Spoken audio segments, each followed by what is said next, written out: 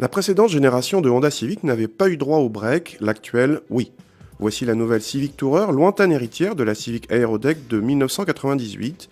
Cette Civic Tourer mesure 4,54 m de long, soit 3 cm de moins qu'une Megane Estate. Avec sa face avant originale et sa poupe sculptée, ce break revendique un design tout sauf utilitaire. Il est pour l'instant proposé en France avec deux motorisations, le 1,8 litre essence ou le 1,6 litre diesel de 120 chevaux de notre modèle d'essai.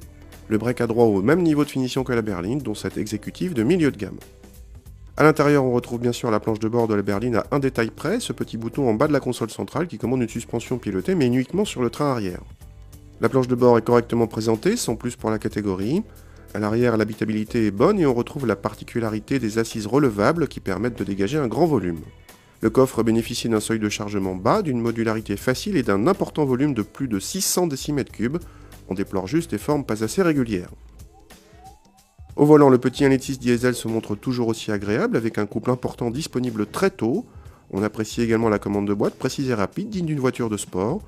Côté châssis, la suspension pilotée à l'arrière permet de garder un comportement assez constant quel que soit le niveau de charge. Les trois positions proposées, confort, normal et sport, ne font pas beaucoup de différence à l'avant pour le confort de filtration.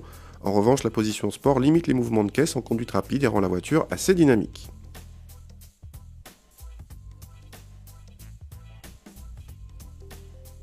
En France, Honda a réservé la suspension arrière pilotée aux seules finitions haut de gamme Exclusive Navi et Innova. Par rapport à l'exclusive, il faut compter 6 000 € de plus, rien que ça, même si l'équipement comprend du coup la sellerie cuir, les feux Xénon et autres gâteries. Notre modèle d'essai se situe entre l'exécutive et l'exclusive Navi, mais n'existe pas en tant que tel en France, car la suspension pilotée n'est pas disponible en option. Dans tous les cas, cette Civic Tourer affiche l'un des volumes de coffre les plus généreux du marché, sans donner dans le design utilitaire.